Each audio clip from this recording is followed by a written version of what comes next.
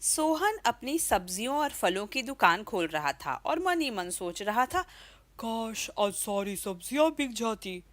वो मैं बारिश होने से पहले छत ठीक करा लेता। भैया, मिर्च कैसे? 80 रुपए किलो। अरे अरे, लूट मचा रखी है।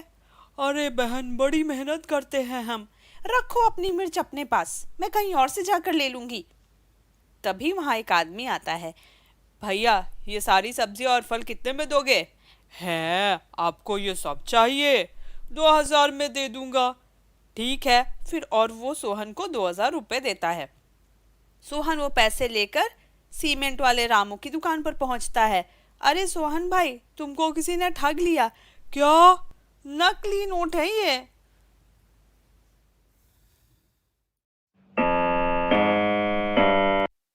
सोहन दुखी मन से दुकान पर लौट आता है।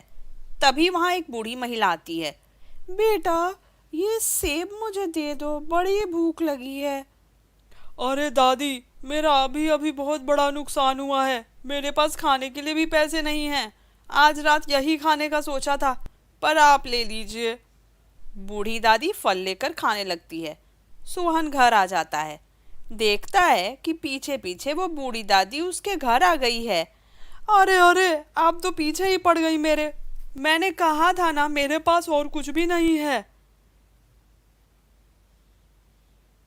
इतने में जोर की बारिश होने लगती है। रात का समय होने की वजह से बूढ़ी दादी को कुछ दिखाई नहीं देता और वो गिर पड़ती है।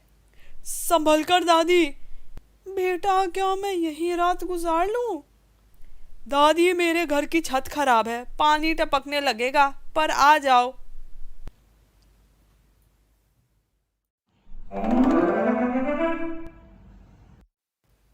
सुबह जब सोहन उठता है तो देखता है कि बारिश बंद हो गई है और वो दादी भी नहीं है। पर जहां वो सो रही थी वहीं पर एक पोटली पड़ी होती है। सोहन उसे उठा लेता है। उसमें एक पर्ची पड़ी होती है और साथ में कुछ लाल मिर्च भी। पर्ची में लिखा होता है, मिर्च अपना रंग दिखा, अच्छे का हो भला और बुरे को सबक सिखा। सोहन को समझ नहीं आता। फिर वो कुछ सोचकर उन मिर्च को लेकर अपने खेत जाता है और उनको रोप देता है। उसका खेत उसके घर के पीछे होता है।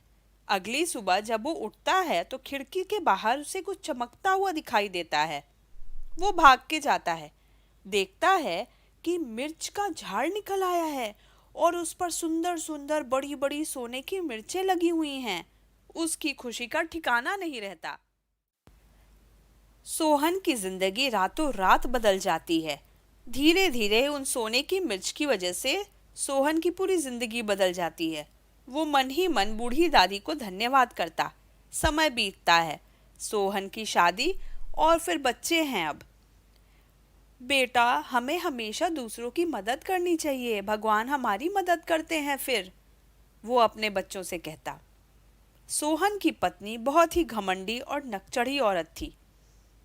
अपने पति के अमीर होने का बहुत घमंड था उसे। अपने दोस्तों के साथ मज़े करना, पार्टी करना, ये काम था उसका। अपने दोस्तों का मजाक भी उड़ाती।